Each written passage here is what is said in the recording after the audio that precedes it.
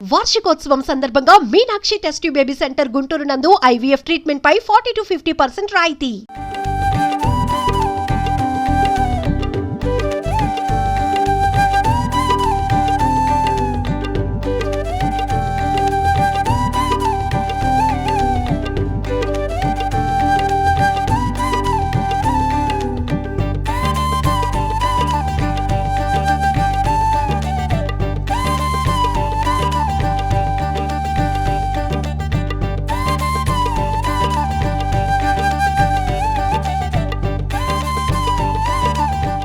Darling సినిమాలో ఒక dialogue ఉంటుంది, బలం అనేది ప్రదర్శించేది కాదు సందర్భాన్ని బట్టి అదే బయటపడుతుంది అనేది. సో ఇప్పుడు ఈ డైలాగ్ని ఎందుకు చెప్పాను అంటే మీకు ఒక వార్త చూపించబోతున్నాను. ఇప్పుడు ఖరీఫ్ సీజన్ స్టార్ట్ అయిపోయింది. జూన్లో అందరూ కూడా వరి నాట్లు వేసుకుని కృష్ణా డెల్టా రైతాంగం మొత్తం కూడా ఎదురు చూస్తూ ఉన్నారు వర్షాల కోసం. అతి తక్కువ వర్షపాతం ఈ ఏడాది నమోదైంది. ఎల్నినో ప్రభావంతో అసలు వర్షమే పట్టలేదు. ఇప్పుడు ప్రజెంట్ చాలా చిన్న చినుకులు పడుతున్నాయి. అది కూడా ఈ 2 నెలల్లో ఇది ఒకటోసారో రెండోసారో. పూర్తిగా కృష్ణా డెల్టా మొత్తం కూడా వరి మీద ఆధారపడి ఉంటుంది కాబట్టి ఆ వరికి సాగుకి దాదాపుగా ఎంత కాదన్నా కూడా ఒక 60-70 TMCల వాటర్ కావాల్సి ఉంటుంది. కానీ ఇప్పుడు ఒక పక్క కాలువలు ఎండిపోయి ఉన్నాయి, మరో పక్క నదుల్లో డెడ్ స్టోరేజ్ వెళ్ళిపోయింది. ఇప్పుడు ఏం చేయాలి అంటే మొదట చెప్పాను కదా, డైలాగ్ అనేది బలం అనేది ప్రదర్శించేది కాదు సమయం వచ్చినప్పుడు అనేది. ఇప్పుడు ఆ బలాన్ని ప్రదర్శించే సమయం కాదు, సందర్భం వచ్చింది. ఆ బలం ఇప్పుడు రైతాంగాన్ని ఆదుకునే బలం. ఇప్పుడు రైతాంగాన్ని మొత్తాన్ని ఖరీఫ్ సీజన్ మొత్తాన్ని కూడా కాపాడే పరిస్థితికి వచ్చింది. ఆ బలం ఏంటి అనేది ఒక్కసారి విజువల్స్లో చూడండి.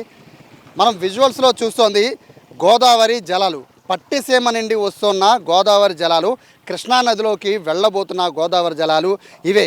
పూర్తిగా కృష్ణా డెల్టా మొత్తం కూడా రైతాంగం మొత్తం కూడా ఆధారపడింది కృష్ణా నది వాటర్ మీద. అలాగే ఏదైతే ఈ జూన్ జూలై మాసాల్లో పడే భారీ వర్షాలు కానీ వరదల మీదే ఎక్కువ ఆధారపడుతుంటాయి. కానీ ఎల్నినో ప్రభావంతో పూర్తిగా డెడ్ స్టోరేజ్కి వెళ్ళిపోయిన కృష్ణా నదికి ఇప్పుడు నీళ్లు తరలించాలి అంటే ఏకైక మార్గం పట్టిసీమ నీరు.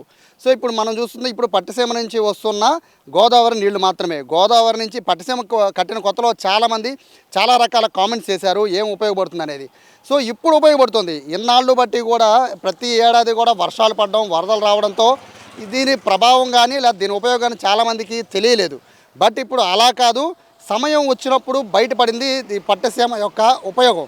ఎందుకంటే కేవలం ఇక్కడ మనం చూస్తుంది ఈ 7,000 క్యూసెక్ల నీరో 10,000 క్యూసెక్ల నీరో కృష్ణానదిలో కలిసే నీళ్లు కాదివి. ఇప్పుడు వరి నాట్లు వేసుకొని ఖరీఫ్ సీజన్ మొత్తం కూడా వర్షాల కోసం ఎదురు చూస్తున్న ఈ రైతాంగం మొత్తానికి గొంతు తడపడానికి, అంటే రైతుల గొంతు కాదు పంటల గొంతు తడపడానికి, మొక్కలు ఎండిపోకుండా కాపాడుకోవడానికి ఉపయోగపడుతున్న నీరు ప్రస్తుతం వెళ్తోంది. బేసిక్గా ఈ నీరు సరిపోకపోవచ్చు కానీ పంటల్ని ఎండిపోకుండా కాపాడడానికి అయితే ఖచ్చితంగా ఈ నీరు సరిపోతుంది. దాదాపుగా 175 కిలోమీటర్ల మేర ఇది ప్రవహిస్తూ కృష్ణానదిలో కలిసి కృష్ణానది దగ్గర నుంచి కృష్ణా డెల్టా రైతాంగం, ఇటు తూర్పు కృష్ణా కావచ్చు పశ్చిమ కృష్ణా కావచ్చు, మొత్తం అందరు రైతాంగాన్ని కూడా ఇప్పుడు కాపాడుతున్న ఈ పట్టిసీమ ప్రాజెక్టు చాలా అద్భుతంగా ఉంటుంది. ఎలా ఈ నీరు ఇక్కడ పట్టిసీమ నుంచి అంటే పోలవరం నుంచి గోదావరి నీళ్ళు పట్టిసీమకు వచ్చి పట్టిసీమ నుంచి కృష్ణానదిలోకి వెళ్ళి రైతులకు ఎలా అందుతుంది అనేది ఈ స్టోరీలో చెప్తాను. నిజంగా పట్టిసీమ గొప్పతనం ఏంటో స్టోరీ మొత్తం చూసాక మీకు అర్థమవుతుంది.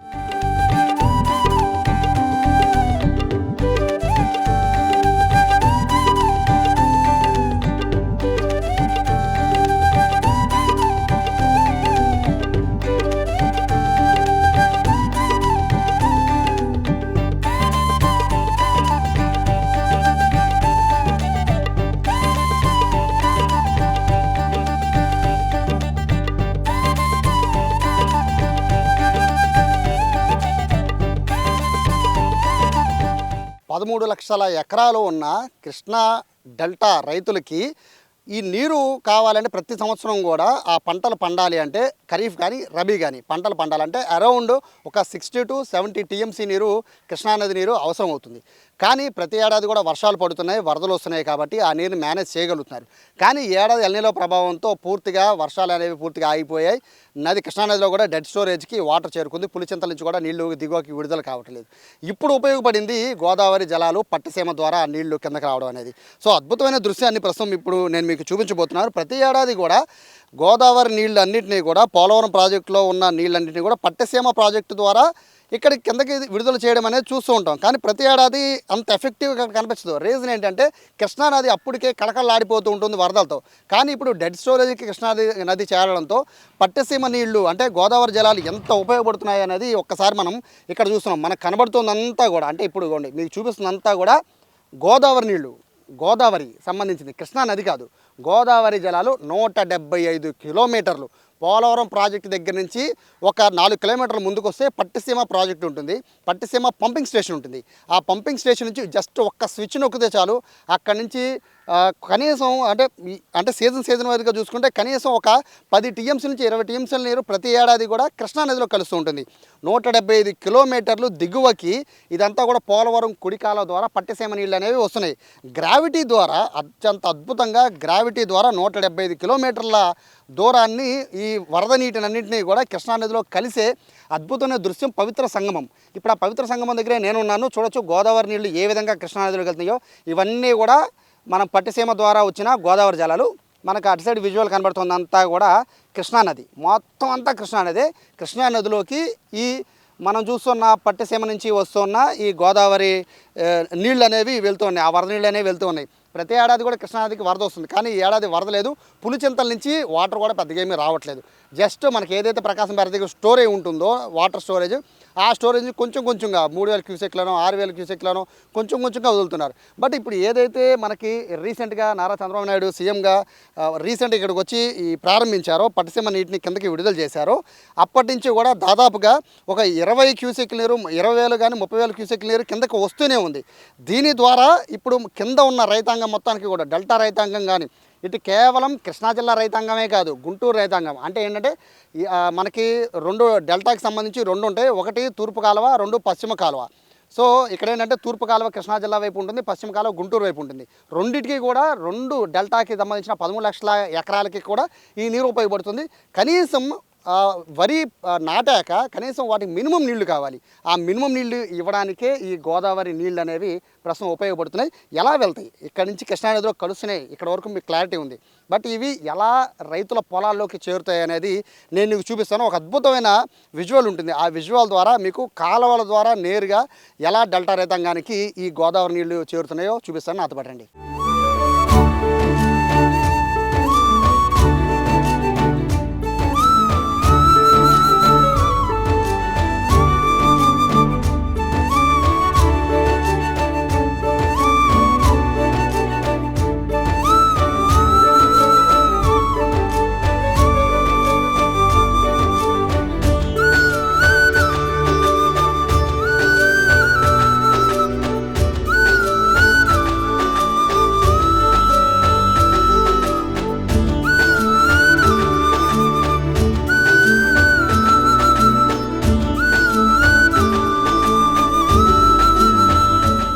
గోదావరి నీళ్ళు పట్టిసీమ ద్వారా మనకి పవిత్ర సంగమం దగ్గర చూసాం కదా ఎట్లా కలుస్తున్నాయి అనేది. కలిసిన ద్వారా నేరుగా ప్రకాశం బ్యారేజ్ దగ్గరికి ఆ నీళ్ళన్నీ చేరుకుంటాయి. కృష్ణానది దగ్గర అంటే కృష్ణా నీళ్ళైనా గోదావరి నీళ్ళైనా కూడా ఫైనల్గా ప్రకాశం బ్యారేజ్ దగ్గరికి నీళ్లు చేరుకోవాల్సిందే. కాబట్టి ఇక్కడి నుంచి నీటిని డివైడ్ చేస్తూ ఉంటారు.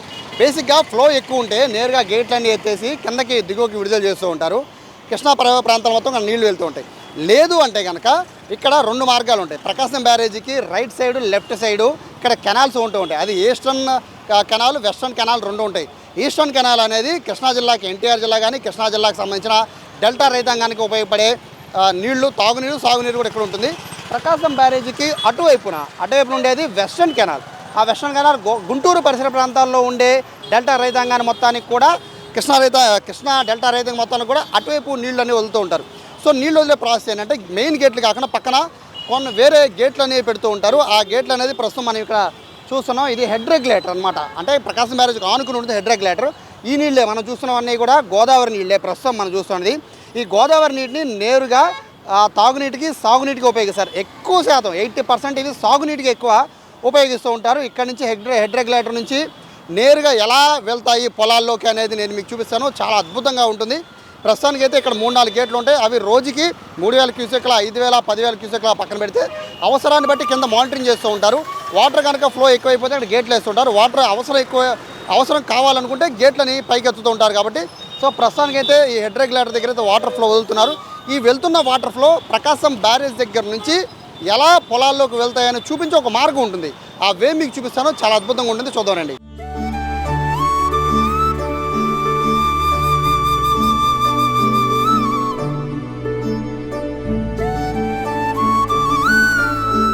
మనం ప్రకాశం బ్యారేజ్ దగ్గర చూసాం కదా రెగ్యులేటర్. సో అంటే లెఫ్ట్కి, అంటే ఏదైతే మనకి ఈస్ట్ కెనాల్ ఉంది కదా, ఈస్ట్ కెనాల్లో వాటర్ అంతా కూడా పంట పొలాలకు ఎలా వెళ్తుంది చెప్పడానికి బెస్ట్ ఎగ్జాంపుల్ విజయవాడలో అద్భుతమైన స్ట్రక్చర్ ఉంది. ఎక్కడా కూడా దాదాపు నాకు తెలిసినంత వరకు ఏ సిటీలో కూడా సిటీ మధ్యలో నుంచి 3 కాలువలు వెళ్ళవు. విజయవాడలో మాత్రం 3 కాలువలు వెళ్తుంటాయి. అది కూడా అద్భుతంగా సాగునీరు అందించే కాలువలు 3 కూడా. ఆ మూడింటిని చూపించే ప్రయత్నం మీకు చేస్తాను.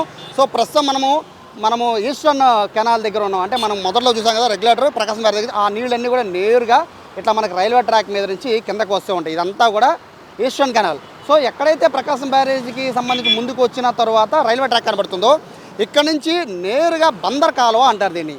ఇక్కడ మనం చూసాం కదా స్ట్రైట్గా వెళ్ళిపోయేదంతా కూడా బందర్ కాలువ అంటారు. సో యనమల కుదురు దాటి అట్లా ముందుకి మనకి వెళ్ళిపోతుంటుంది. అవనగడ్డ నుంచి అట్లా ముందుకి స్ట్రైట్గా వెళ్ళిపోతుంటుంది బందర్ కాలువ. ఇది చాలా కొన్ని వేల ఎకరాలకి సాగునీటిని అందించేది బందర్ కాలువ. సో దీని నుంచి నేరుగా రైతాంగానికి అక్కడికి మీకు సాగునీరు అందుతుంది. ఇక్కడ మరొక కాలువ నేను మీకు చూపించే ప్రయత్నం చేస్తాను. ఇక్కడ మీరు చూస్తున్నది ఏలూరు కాలువ. కింద మీకు ఇక్కడ నుంచి డైవర్షన్ ఉంటుంది. ఈ డైవర్షన్ కలిగేది ఏలూరు కాలువ. ఈ డైవర్షన్ వచ్చాక కాలువ ఎలా ఏర్పడుతుంది అనేది ఒకసారి మీకు విజువల్లో చూపించే ప్రయత్నం అయితే ఒకసారి చేస్తాను. ఒకసారి రోడ్డు దాటాక మీకు ఆ కాలువని ఎట్లా ఉందనేది మీకు ఒకసారి చూపించే ప్రయత్నం అయితే ఒకసారి చేస్తాను. సో డైవర్ట్ అయ్యాక ఇదిగోండి కింద మనం చూస్తున్నాం కదా, ఇదంతా కూడా ఈ విధంగా మనకి చూస్తున్న ఏలూరు కాలువ ఈ విధంగా వెళ్తూ ఉంటుంది. ఇది కూడా దాదాపు మనకి కైకలూరు వరకు కూడా ఏలూరు కాలువ దాదాపు ఇదే విధంగా వెళ్తూ ఉంటుంది. ఇక్కడ నుంచి సాగునీరు అంతా కూడా ఈ కాలువ ద్వారా విజయవాడ లోపల నుంచి ఈ కాలువ వెళ్తూ ఉంటుంది.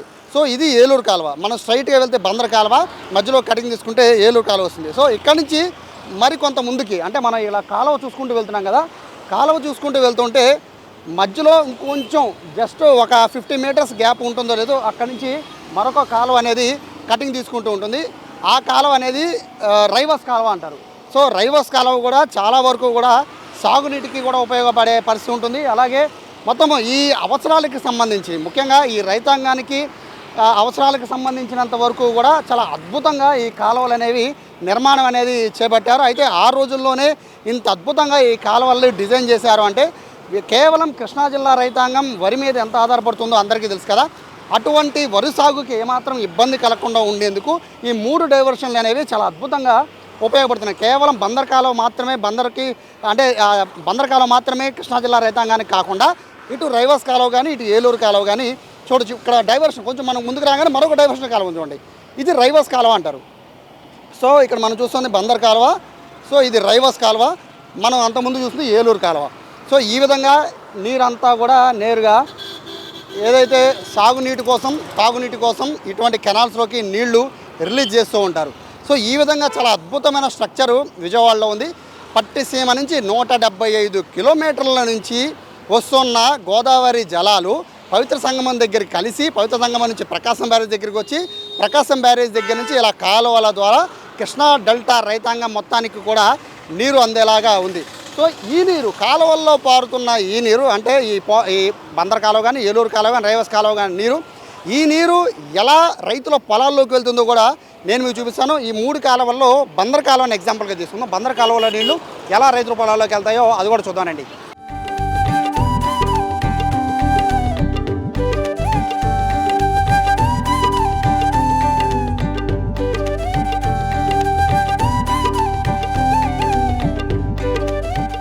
ఈ బందర్ కాలువ నుంచి పొలాల్లోకి నీళ్ళు ఎలా వెళ్తాయని చెప్పడానికి ఎగ్జాంపుల్గా ప్రస్తుతం పెనమలూరు నియోజకవర్గంలో ఉన్నాను. సో మన పక్కన వెళ్తుంది బందర్ కాలువ. మనం అనుకున్నాం కదా బందర్ కాలువ కానీ ఏలూరు కాలువ కానీ రైవస్ కాలువ కానీ.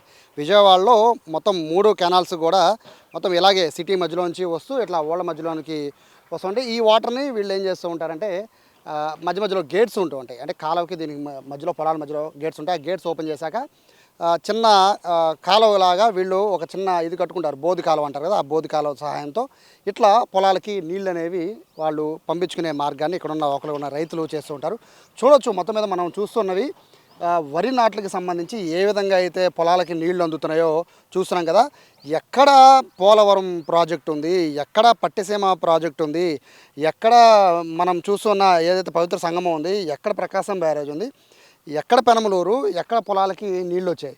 అసలు ఏమాత్రం కూడా అంటే ఊహించడానికి కూడా అసలు ఇట్లా సాధ్యమా అనే విధంగా ఇంత అద్భుతంగా పోలవరం ప్రాజెక్టు దగ్గర నుంచి గోదావరి నీళ్ళని పట్టిసీమ లిఫ్ట్ ద్వారా తీసుకొచ్చి అక్కడి నుంచి మనకి ఈ మొత్తం 175 కిలోమీటర్లు దాదాపుగా గ్రావిటీ ద్వారా 175 కిలోమీటర్లు ట్రావెల్ చేసిన గోదావరి నీళ్ళు పవిత్ర సంగమం దగ్గర కలవడం, అక్కడి నుంచి కృష్ణానది దగ్గర రావడం, అక్కడి నుంచి ఈస్ట్ కెనాల్లో కలవడం, ఈస్ట్ కెనాల్ నుంచి బందర్ కెనాల్లోకి రావడం, బందర్ కెనాల్, రైవాస్ కెనాల్, అలాగే మనకి ఏలూరు కెనాల్, ఈ 3 కెనాల్లో నుంచి వచ్చిన నీళ్లు కృష్ణా డెల్టా, ముఖ్యంగా కృష్ణా జిల్లాలో ఉన్న కృష్ణా డెల్టా రైతాంగానికి సంబంధించిన పెనమలూరు, పామర్రు, అవనగడ్డ, గుడివాడ, ఇటు నుంచి మనము పెడన, మరోవైపు ఏలూరు, కైకలూరు, సో గన్నవరం, ఇలా అన్ని నియోజకవర్గాల్లో ఉన్న రైతులందరికీ కూడా ఆ నీళ్లు ఈ విధంగా ఉపయోగపడుతున్నాయి. నిజంగా చాలా మొదట్లో మనం చెప్పుకున్న డైలాగ్ ఒకటి ఉంది చూసారా, మనం మొదట్లో చెప్పుకున్నాం ఏదైతే డార్లింగ్ సినిమాలో డైలాగు, బలం అనేది ప్రదర్శించేది కాదు, అవసరాన్ని బట్టి దానంతా అదే బయటకు వస్తుంది అనేది.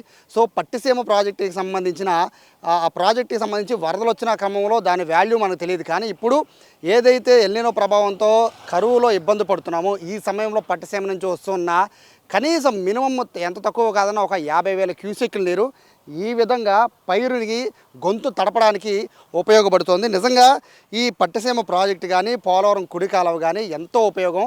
ఎక్కడో గోదావరి నీళ్లను ఎక్కడో కృష్ణానదిలో కలిసి ఈ విధంగా రైతులకు అందజేయడం అనేది నిజంగా చాలా అద్భుతమైన ప్రాజెక్టు కింద దీన్ని భావించాలి. ఇదే విధంగా మిగిలిన ప్రాజెక్టులు కూడా కంప్లీట్ చేస్తే కరువు ప్రాంతాల్లో కరువు సంభవిస్తున్న టైంలో ఇటువంటి పక్క నదుల నుంచి వచ్చిన నీరు ఈ విధంగా మిగతా రైతులకు ఉపయోగపడే అవకాశం అయితే ఉంది. ఇది ఓవరాల్గా పట్టిసీమ ఉపయోగం, అలాగే పోలవరం ప్రాజెక్టుకి సంబంధించిన గోదావరి నీళ్ళు వస్తున్న మార్గం, ఇవన్నీ కూడా ఈ ఓవరాల్గా ఈ స్టోరీలో మీకు చూపించే ప్రయత్నం చేశాం. కెమెరా పర్సన్ కృష్ణతో సాయి, సుమన్ టీవీ, విజయవాడ నుంచి.